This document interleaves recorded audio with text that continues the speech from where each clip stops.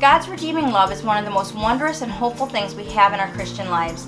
Today, as we take a look at Isaiah 43, we will see how God shared this redeeming love with the Israelites even while they were in captivity to the Babylonians, and we're going to take a look at how this redeeming love holds true for us today. Please join me as we study Isaiah 43. I'm a mom of 2 teenage boys, and my older son will be turning 18 in just a matter of weeks. Recently, I took some time to think back on my journey of motherhood, and I realized that there were times I did such a good job parenting. I really was intentional. I really spent time with the Lord. I really felt like I did raise my kids in the admonition of the Lord. And at other times, I know that I failed miserably. And if you're a parent, I'm sure you'll agree with the next statement I'm about to say. And if you're not a parent, think back to your own childhood when you were being raised by your parents.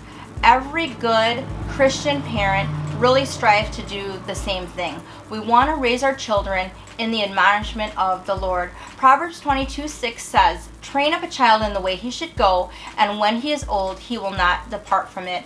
I think we can all agree as Christian parents that that is our most important common goal as we raise our kids. But along the way, as we raise our children, one of the hardest things to do as a parent is to really teach your children that as they disobey, as they break our rules, as they stray from the guidelines that we are trying to teach them as we raise them, there are consequences to their behavior. I remember times in raising my kids when they had to be disciplined, when there was a punishment that had to be enforced, or when they had to learn from natural consequences of their disobedience or bad behavior, how painful it sometimes was for me. And I remember lots of tears. I remember being told, "I hate you, I'm never going to talk to you again, I'm not going to spend any more time with you," and how much that hurt me, but knowing as the parent that this was for their good in the long term.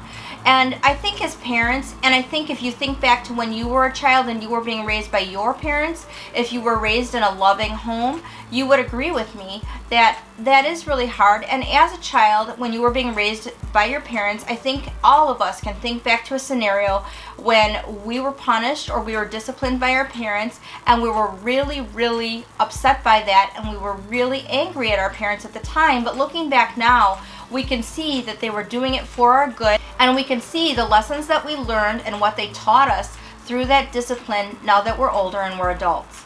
Hebrews 12 verse 11 says this, "No discipline seems pleasant at the time, rather painful, but it brings about a harvest of righteousness and peace for those that have been trained by it."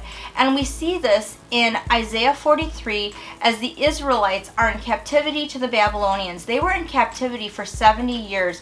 The Israelite captivity by the Babylonians was prophesied by Jeremiah because the Israelites were disobedient, and this was the consequence of their sin and disobedience. And we can only imagine how difficult and challenging a time this was for the Israelites. But yet in Isaiah 43, we see God's redeeming love reminding them that He is there for them, that no matter their sin, He calls them back to them and He loves them.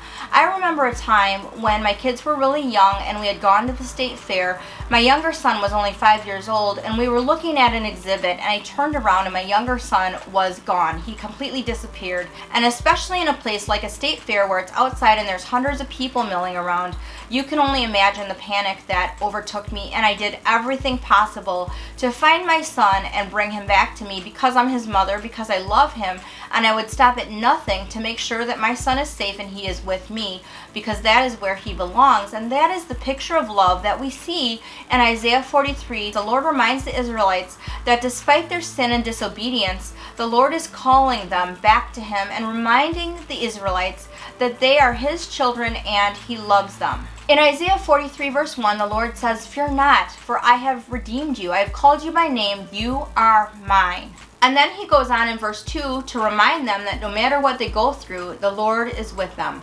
Isaiah 43 verse 2 says this, "When you pass through the waters, I will be with you, and the river shall not overtake you. When you walk through the fire, you will not be burned, and the flames will not consume you." The Lord reminds the Israelites, as He reminds us today, that no matter what we struggle with, no matter what we are going through, the Lord is with us. He sees us, He sees our pain, and He walks with us. We are not alone. As we continue reading on in Isaiah chapter 43, we see the Lord reminding the Israelites that He is God. Over and over, He says, I am the Lord. He reminds them what He will do. He tells them what will happen. He reminds them that He alone is the Almighty who holds all the power and knows their future. And then in verse 10, the Lord tells the Israelites to forget the past, forget the former things, because He's doing a new thing in their lives. He tells them that He will make springs in the desert and a way in the wilderness. And I think as we look at this, we can be reminded that sometimes our past really can hold us back from the future that God has for us. It doesn't matter what happened in our past as far as the sin we committed or the sin that was committed to us. And I don't mean to say that it doesn't matter, like it shouldn't hurt you or it shouldn't be painful. What I'm saying is that regardless of your past, the Lord can heal you, and the Lord has the power to do a brand new thing in your life and really make a way in the desolate, dark areas of your life to give you a brand new life through His redemptive love and His redemptive power. So we need to remember to take hold of that and look forward to that as we go through our lives, and as we help those around us that are hurting, we need to remember to remind them of this power also, because nobody is beyond the redemptive power of the Lord.